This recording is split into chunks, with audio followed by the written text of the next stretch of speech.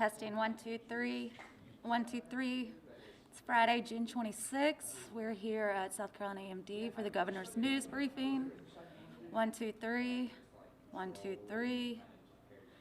We will be streaming live, broadcasting live, TV, radio. Testing to make sure radio, TV, digital all can hear us. Testing 1, 2, 3. ABC. Hello, hello. Everybody good? Radio good? Is that good? One. Malt's good. Ed's good. Bill's good. Ed is good. All right.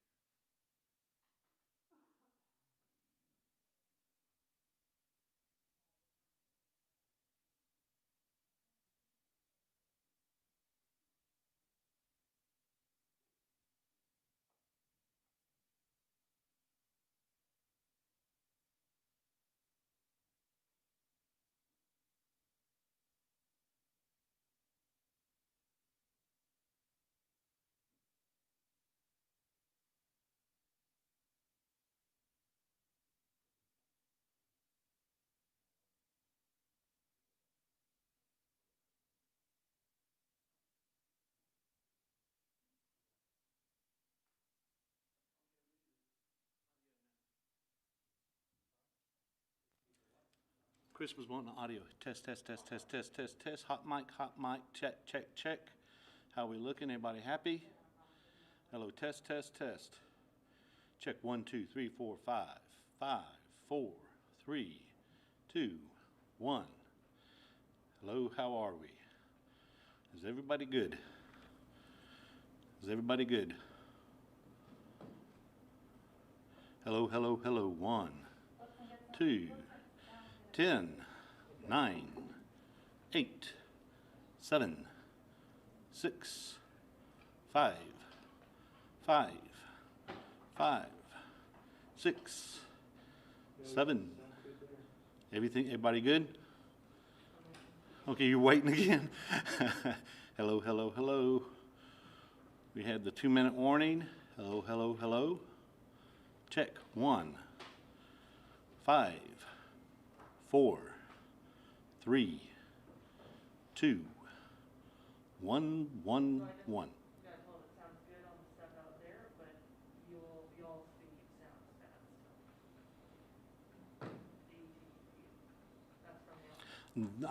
That's back in your office there, because I can't control that from here. Somebody probably has something changed from light to mine or something. Okay, okay. They probably have something at the station that's not matched. Micro line or something like that. Okay. Go 100 million times on these things. We're good? Never have a problem?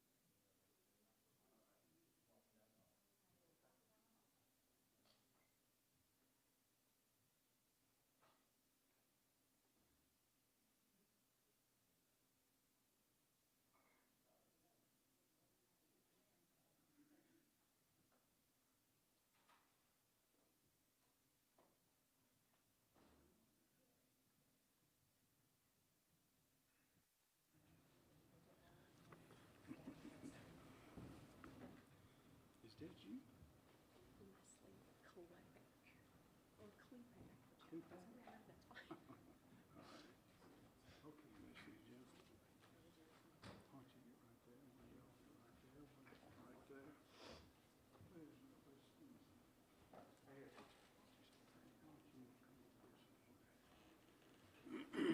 ready? We don't have to preach it. Well, y'all, thank you for coming. Today we have with us as signers Leslie Klepak, assisted by Larissa Martin, and we're happy to have you here. Pastor, will you come forward, please? Good afternoon. Leviticus 19:18 says, "Do not bear a grudge against anyone among your people, but love your neighbor as yourself." If you would, please pray with me.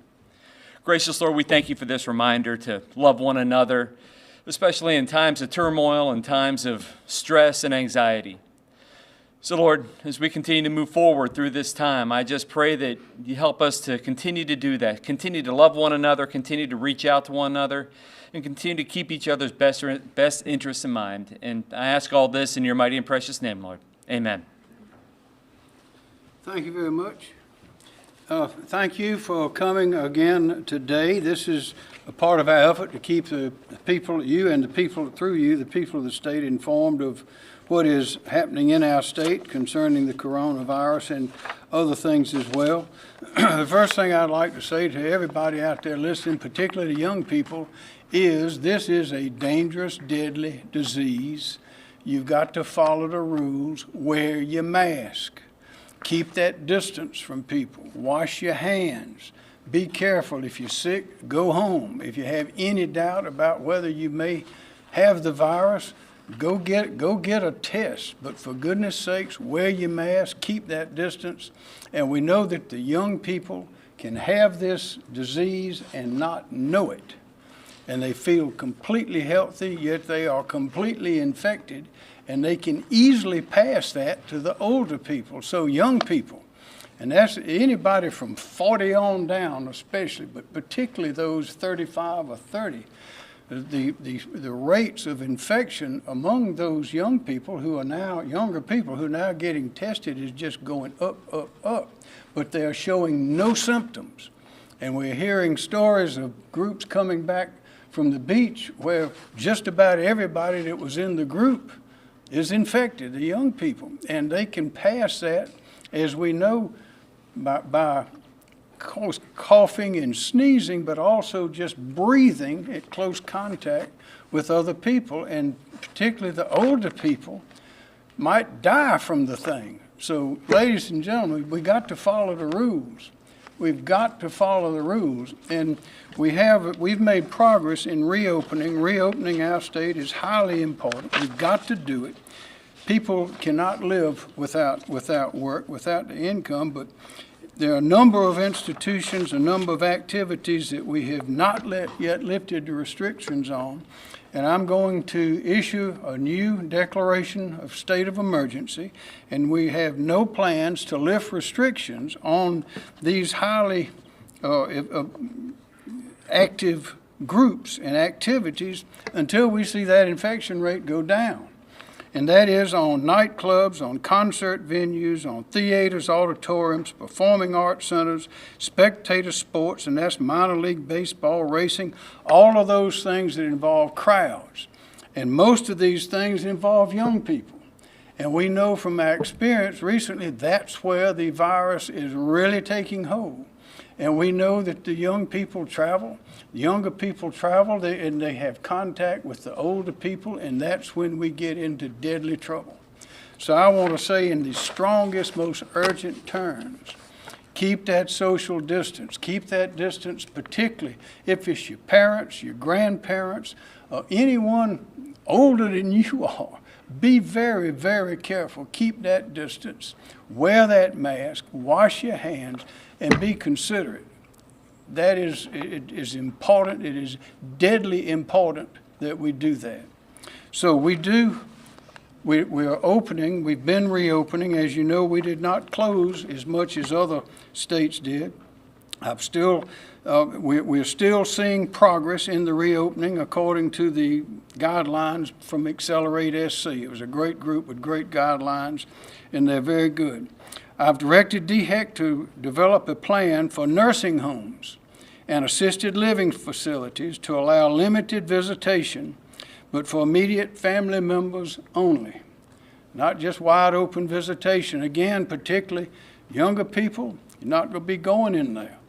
We're going to have to be very careful because those people in those facilities are highly susceptible. The reason they're there indicates that they're highly susceptible to this highly contagious disease. But we do know, and we've known from the beginning, and the predictions are coming true, that not having loved ones making those visits, not having people going into the nursing homes, of course, has reduced the spread, we believe, but it has also increased the feeling of isolation, the mental, emotional strain, and other problems. The isolation does that. The domestic violence, the alcoholism. I haven't seen the suicide rates lately, but all of this kind of isolation does cause those sorts of unintended consequences. But we are going to develop a plan to allow loved ones to see their loved ones in these nursing homes. But again, we've got to be very, very careful. Hospital capacity. Our hospital capacity surge, all of you have attended these meetings, have heard about it from the very beginning. General McCarty is here to provide details, and also Marshall Taylor of DHEC and Dr. Duvey. But our hospital capacity surge plan is still activated. It's available, and it is ready to be deployed the moment it is necessary. We've had conversations with the hospitals all through this. At my request, they reduced their elective surgeries. The occupancy rates went way down. Since then, they have started having those elective surgeries, and that's good because people are getting treated, but also we need to be sure that we have plenty of space in case the rates continue to rise at the rate that they're going up. And I want to assure the people of the state that we're ready for it. We've been ready for it, and we'll discuss that in a little more detail in a minute. And I may have to require elective surgeries to be postponed again. Restaurants. Please participate in the Palmetto Priority program that we announced just recently that was developed by the Restaurant and Lodging Association along with DHEC and Parks, Recreation, and Tourism. You can go to accelerate.sc.com, and you can see what you need to do. There's several cities have similar plans. The city of Greenville, I think, was the first one that came up with a very good idea. Others are being modeled on that. But the Palmetto Priority Program, it provides a sticker to be displayed for those restaurants that have agreed to and are following all of the requirements that DHEC has instituted and recommended, and they receive that essentially the Good Housekeeping seal of approval as long as they keep doing what they're supposed to be doing. So we ask restaurants, if you have not yet applied to do that or you're not participating in one of the city plans, do so. Again, wear your mask, keep that distance, be careful around older people. We cannot mandate. It is ineffective. It is impractical to have a mandate that everyone wear a mask because it is not enforceable. And for me to tell you that we are going to require people to wear a mask and then not be able to enforce it gives a false sense of security to those who believe that everybody is following the rules. Now, the cities do have some authority. It must be strictly limited, must be according to law, but they do have authority. Every city is different. Every businesses in those cities are different. Circumstances, the clientele, the people, and if they want to impose a reasonable legal limitation, then there's no obstacle to that. But enforcement is the problem, and enforcement is the challenge. And to provide, as some states have done, they say that face mask and other things are mandatory, but they announce they're not going to enforce it and they don't have any penalties for it, is, I believe, is making a misperception and a false sense of security to the people. So I'll tell you what we're doing in South Carolina is we are telling you in the strongest, most urgent terms, follow these rules, wear those masks, and if you're outside riding on a tractor plow in a field, you probably don't need to wear a mask. And that's not required or recommended by DHEC or the CDC or anyone else. But you know when you need to wear it, and when you need to wear it, put it on. Again, I mentioned earlier about not lifting restrictions. We're not going to consider lifting those restrictions where they are still in place until this infection rate starts going down. Finally, school districts, parents, we are intending to open schools as been announced earlier in August. We intend to do that. The districts are working. The school districts are continuing to prepare for in-person instruction in the fall. It's not now time to make any decision about doing anything else. We want that infection rate to go down, but parents, we are intending to open the schools as we have announced earlier, unless we announce earlier at some later date. But I am confident that if people follow the rules, if they use that distancing, they keep that distance from those who may be infected, if they wear the mask, if they wash their hands, if the people are careful and courteous, then we'll be able to go ahead with these plans that we've made all over the state with very little interruption. So I thank you for being here today. We'll answer more questions at the end, but this time I'd like to call on Dr. Duvey of DHEC. Please do. Thank you, Governor. Oh, this is going to snap off. So today, we are announcing the second highest number of confirmed cases of COVID-19 in a single day at 1,273, and one additional confirmed death. This is only a few cases shy of the nearly 1,300 confirmed cases we announced on Tuesday. This means that South Carolina has exceeded 30,000 confirmed cases of COVID-19 in our state. Our total number of individuals who have tested positive for this deadly virus is now 30,263, and we have lost 694 South Carolinians to COVID-19. Today, we have the highest number of individuals who are currently hospitalized because of complications from COVID-19, and that number is 906. South Carolina is making national and international headlines, but not in the way we'd like. Our state's numbers have drastically increased over the past few weeks, making us now one of the hot spots in the country for COVID-19. The governors of 6 states, including New York, have announced that anyone traveling to their states from South Carolina will have to automatically quarantine for 14 days. When I arrived here at the beginning of April, it was just the opposite. New York, which was once our country's epicenter for COVID-19, is now having to quarantine South Carolinians who come. One of the more alarming trends in South Carolina is the number of young people, as the governor said, who are testing positive for the virus. Since April 4th, South Carolina has seen a 414% increase in newly reported cases among the 21 to 30 age group, and a 966% increase in newly reported COVID-19 cases among those between the ages of 11 and 20. We are aware of clusters of cases among teenagers and young adults who have spent time together in social settings, including parties and trips to our beautiful beaches. They didn't wear masks, and they didn't social distance, and many of them contracted the virus, which not only caused them to be sick, but put the health of their families and their entire communities at risk. We know that you're tired of hearing it, and we are tired of saying it, but we'll continue to say it until more people heed our recommendations.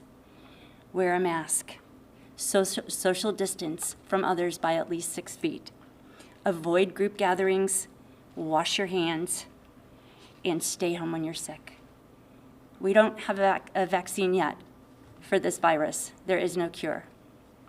There are only our individual actions that help us take care of one another. And as we heard the chaplain say, our duty from a higher authority is that we love one another and we care for one another. Please wear your masks. Thank you, Dr. Doobie. Major General Van McCarty, the Adjutant General. Please. Thank you, Governor. Back in April, the governor directed that we help support development of a hospital surge plan. In working with the Department of Health and Environmental Control, working with other state agencies, with federal partners, and with, most importantly, the hospitals around the state, we began to develop that plan. That plan was developed. We put into place contracts with logistical companies to help provide the necessary support elements to put in place. We have developed contracts with both public and private facilities that could be used to house hospital patients if we needed to. The plan all along was intended to take patients that were less acute in terms of their medical needs, move them outside of the footprint of the primary hospitals, leaving those beds in the hospital for more serious patients to include COVID patients. In doing so, what we saw as probably one of our greatest advantages was the work that the hospitals were able to do at the direction as identified by the governor to decrease the amount of elective surgeries. They were able to lower their census or their hospital daily bed usage. Since then, they have increased that capacity, but through daily contact with our hospitals and with the appropriate entities that work in that arena, they are monitoring that, and they are prepared as necessary to reduce that census or bed count by reducing elective surgery as necessary. We are also prepared to implement that plan that we have developed. It has been refined. We're ready to be able to do so. We actually put it into place in concert with MUSC. We set up a facility. It was since taken down because there was no need to have it up and ready to be occupied, but we did it to ensure that we had the know-how and we understood what it would take to put these facilities into place, and we're prepared to do so if the situation does require. But the plan all along was intended to be tailorable and scalable to our needs, with the primary goal of working with the hospitals to increase their bed capacity by moving out those less serious patients as necessary, and that's what we're still prepared and ready to do if needed. Thank you. Thank you, General. Does anyone have any questions? And Marshall Taylor is here from DHEC, as well as Kim Stinson from Emergency Management Division. So Yes, you ma'am. said repeatedly follow the rules. Part of the problem that folks are wanting a statewide mandate is because the rules are differing from city to city. Should there be at least some sort of guide of what to require? Yes, there is a guide. It's the CDC guidance and also DHEC guidance. It's virtually impossible to fashion a statewide rule that applies to different kind of restaurants, different kind of facilities, different kind of clientele, different kind of weather all over the state. If a city wants to do something that is specifically tailored for them, they have the authority to do that, but they must be careful to be legal and don't go into an unconstitutional area. But these mandates are in the end are unenforceable. Most of the cities, I know the city of Columbia is going to be, I think they said that the parking attendants and other city employees would be doing the enforcing, but not the police. That indicates that we don't have enough. We don't have an enforcement mechanism of this nature to cover the entire state. When we have hurricanes, and when we were earlier on, when we were getting the people off the beaches and off the islands in the rivers down at the river, we barely had enough people to do that, and we had everyone activated from the Department of Natural Resources and SLED and the local authorities and the sheriffs and everybody involved. That was a Herculean task, and we just barely accomplished it because we had the enforcement mechanism there, and it was a criminal penalty. But to announce that we're having a mandatory requirement for people that is in the end is unenforceable is not the right policy of government. What government should do is tell people what they need to do, inform them. That's what we're doing now. If the cities have the mechanism to enforce it in their particular area, then that is certainly up to them. That's within their right. But a statewide mandate is not the right way to do it. The better way, and the way that we're doing it, is one that is within the law and that we know will work if people will only take advantage of it and follow the advice and recommendation of the health authorities. You said that cities need to take care not to go into basically cross a line to being unconstitutional. What is that line? It's too broad. Without going into it in too much detail, the people have rights and liberties of association, of speech, of religion, all those things that you know, and there's a property right as well. And you can't close a business unnecessarily for too long a period unless you have a very good reason. It's got to be tailored to that and last only so long as absolutely necessary. And ultimately, at the end, you have to be able to prove it in court that you did the right thing. Well, if an ordinance is too broad, then it is automatically has gone over the line. It must be very carefully tailored, directed to a known problem, and be an effective measure to counteract that problem. It's really a legal question. Most people don't think about it in those terms, but it's when people bring lawsuits on having been restrained in their liberties and having lost their livelihood for various reasons, then it becomes a very serious thing. Was this government rule one that was too strong, that was over the top, and that took their property and their rights away from them? Governor, you've talked a lot about the beaches, young people at the beaches. Myrtle Beach is getting a lot of attention and some blame. July 4th is next weekend. Are you considering closing the beaches again to try to get this under control? No, I'm not. The local authorities have the authority to respond to those kind of things, and as mentioned by Dr. Duvey with the New York, New Jersey, Connecticut, and I think those were the ones that have developed a formula for if an infection rate in a certain state gets to a certain level, then those people will be quarantined. Well, we're one of, I think, about 10 or 12 states that have fallen into that category. And of course, we had done the same thing earlier when New York, New Jersey, Connecticut, and the city of New Orleans was spiking high, so high that the CDC, the Centers for Disease Control, issued a domestic travel advisory and told those people to stay in those states and don't go anywhere. That was at the time where we put a limit on people coming here from those areas. We didn't bar them from coming, but they came, they had to be isolated for the 2 weeks, and we disallowed the rental of hotel spaces and things of that nature. But this is the kind of thing that's going on in the country, because places are spiking all over the country.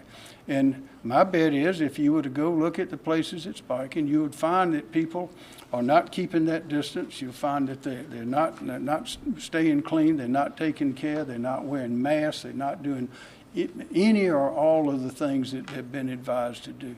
So the best thing for us to do is understand we have a deadly disease on our hands. It's becoming more and more clear how deadly it is. We're learning, doctors and others can know more about this than I certainly do, but we're discovering that it's affecting your organs and all sorts of things, not just your lungs. But we know that it can be spread now. We thought at the very beginning it's just with the droplets from sneezing and coughing, and now we know just talking and singing like I'm doing right now. Not singing, but talking, just kind of talking in choir, singing in choirs. We know that is a fertile area for the spread. We know more now than we did. We know what to do to stop it, but it's up to the individual. There's no way we can make somebody do something that they just don't want to do. But as citizens of this state, if we all understand that that's what we must do, and we remind each other of that, then we'll begin to make some real progress. Yes, sir. The governors, or not the governors, but the states of Texas and Florida effectively shut down bars with banning alcohol sales. Any thoughts to do that here? No, we're not going to do that. We're not going to do that. Yes. Nursing homes, can you be more specific? Are you going to set like an age limit of who can come in there, and when might that happen? Well, those are the kind of things that DHEC is considering. We have more information than we had before. We know more, and we're smarter now than we were 3 months ago. Marshall Taylor? Yes, Yes, sir. Thank you, Governor. First of all, we recognize the pain that not being able to see your relatives in nursing homes and other long-term care facilities causes. We at DHEC, I hear on a daily basis about people who haven't seen their parents in months, and so we understand that. This is kind of going to be a phased approach. We started with guidance that allowed contact across a window, a glass door, that type of contact. Next week, we intend to issue guidance that will allow outdoor visitations. And the details of that is still being worked out. And then hopefully, eventually, we'll have in-facility down the road as case counts go down, in-facility visitation. But look for more next week in that regard. While you're up, do we suspect that there's any increase in abuse and neglect because people have not been able to see their relatives? So one of our primary ways of finding out about abuse and neglect, just like the governor mentioned, is through complaints from family members. That is probably the primary way we find out about those things. We are still conducting what we call immediate jeopardy complaint investigations, so we do still get complaints. So we do still go into the facilities, and also we are going into facilities using CMS guidance to do infection control inspections. So we are still in the facilities looking for concerns, but we definitely need the public to also be providing those complaints. And to echo that, I'm highly concerned about it because it's the public, the family access to the nursing homes has helped not only to, it helps those in the nursing homes as well. It's not just to check on the employees of the nursing home, but it's to check on the parents and the elderly people that are there.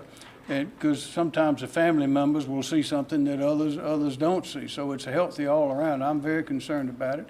I'm concerned about the mental health, the emotional health that have been hurt by the people in our state because of the isolation and all these. Those are the unintended consequences of shutting things down and requiring isolation. But we've gotten to the point now where we know what we do. We don't need to shut things down. You have mental health. Part of public health is mental health. Part is emotional health. Part is economic health. Part is all of those things combined. It's more than just one thing. If we could go to the epidemiological extreme, we would close everything down and have everyone stay inside and everyone wear masks. But the country would fall apart. We cannot do that. But we can't do it. But at this point, having gone through what we've gone, we know what to do. Shutting things down is not the answer. We did that. We learned how the disease spreads. We were able to, at that point, to control things, learn how to combat it, learn how to accommodate it. We know that, and now is the time to use those lessons that we learned, and that includes following the advice that we've gotten all along from the health authorities. Yes, sir. This is for the doctors at Doobie. Can you talk about, for people who have gone to the beach since Memorial Day, would you recommend they go get tested? Yes. If you've gone to the beach, you've likely come in contact with somebody who is positive but perhaps asymptomatic. We know that infection rates from groups that have gone to the beach are very high, sometimes including everyone in the entire group. So if you've been to the beach, especially on a school trip, or participated in group activities, not worn your mask, not socially distanced, it would be a good idea to find a pop-up testing site and go and get tested, and that's at no charge. Governor, do you And I think we have, how many testing sites are open today? 11 today, Yep. the pop-up testing That's sites. the pop-up testing. And then the regular testing sites, I'm going to get the number wrong, but it's on our website. It's 100 and some regular testing sites I open. think it's 150 or 50 or, yeah, 170 or something something like like that. Yeah. While you're up there, how do we count hospitalizations? Are they counted because they are sick with COVID, or perhaps because they've tested positive for or they're in there for something else and test positive for COVID? So hospitalizations are confirmed, that we report are confirmed, of patients that are confirmed with COVID. That means they've had a positive test.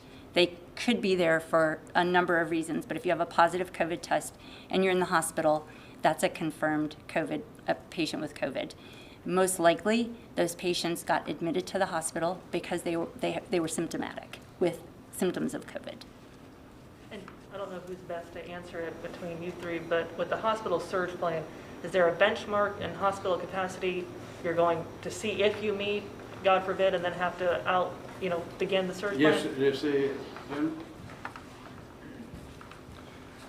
Yes, right now, the hospitals are looking at is an 80% capacity benchmark. And right now, statewide, we're at about 75%. And again, as we discussed earlier, there are mechanisms internally that the hospitals can and would do to reduce the amount of current usage, and that would be by maybe reducing elective surgery.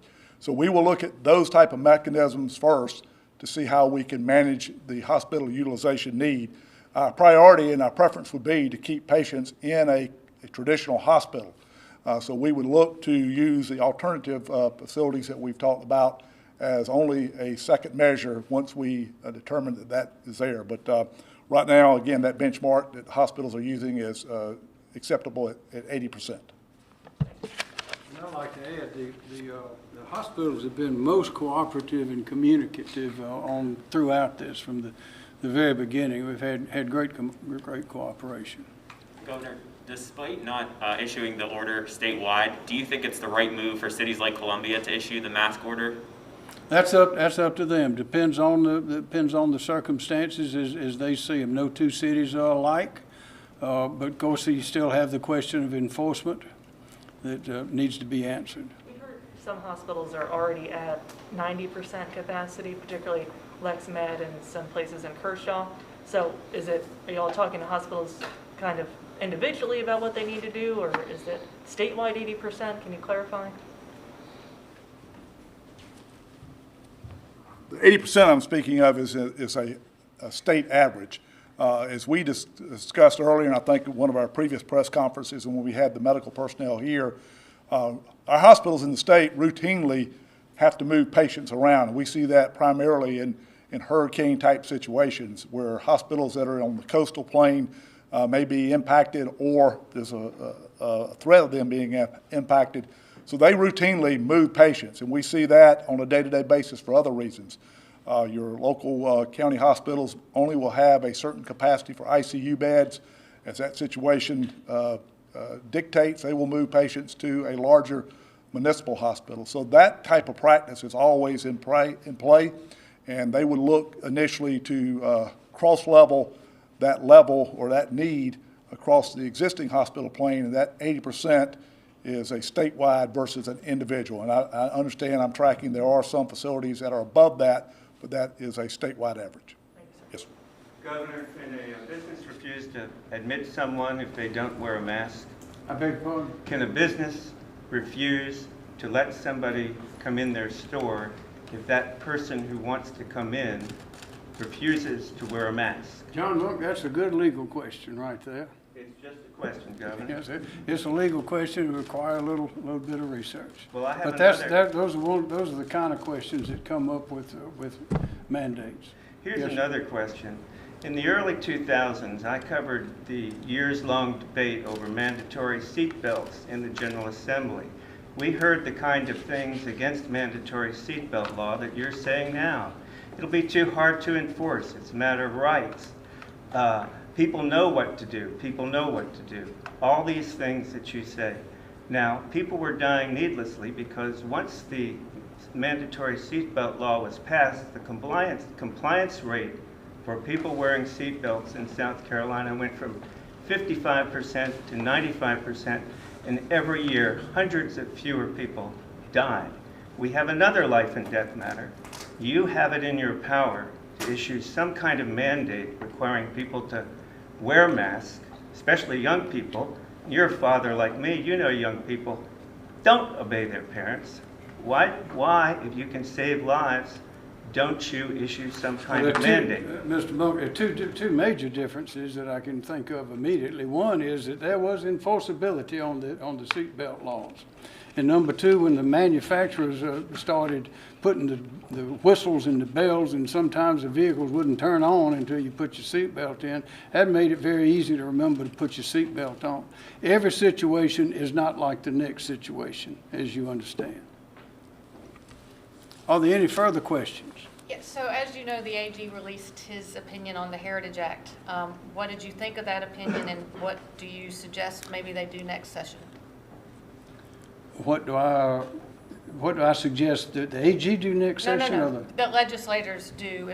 Should they take up renaming Tillman Hall? Well, that'll be up to the legislature. I've not studied the opinion. I read it. I have not read the statement that went along with it. But the essence of it was that the law itself that prohibits the moving, destruction, renaming of a variety of different things under different circumstances is constitutional, but the two-thirds vote required to have a particular amendment or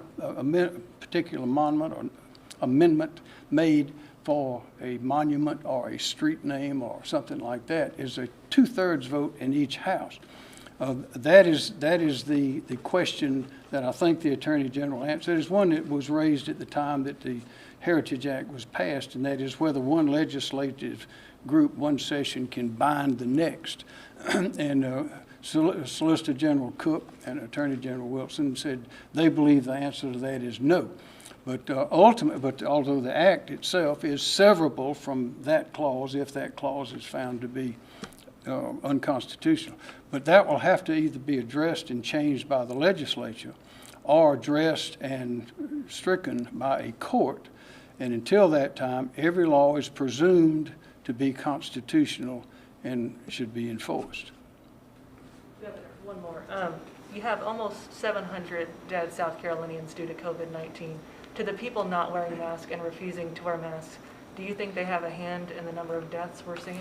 I wouldn't put it that way. I would just say that we have learned over the months, watching not only what's happening in our state to people we know, but to people we don't know all over the country and all over the world. And we know this disease is a killer. We probably don't know all that it's doing to our bodies now, because we seem to learn more as we go along. But we know, or we think we know, how to prevent it. And that's by following these very simple rules. And there's no power on earth that can follow everyone in the state around to be sure that they are following the rules. That is up to the individual. So I would encourage every individual, take it upon yourself to follow those rules. Stay away, particularly if you're a younger person and there's an older person in the categories we described. Keep that distance. Don't take that chance. If you go get closer, wear that mask. Wear the mask at the opportunities that have been so well described by everyone for so many months. Wash your hands. When I leave here, I'm gonna go and wash my hands, of course. You have to be careful, but it's up to every individual. There's no power that can make people do something if they don't want to do it or they don't believe that they need to do it. Governor, Yes. what's the next step if people continue not to comply with your recommendations that they wear masks and social distance? What's the next step? What's your next Is step? until a vaccine comes along, the rate's going to continue to go up. More people are going to die. More people are going to be sick.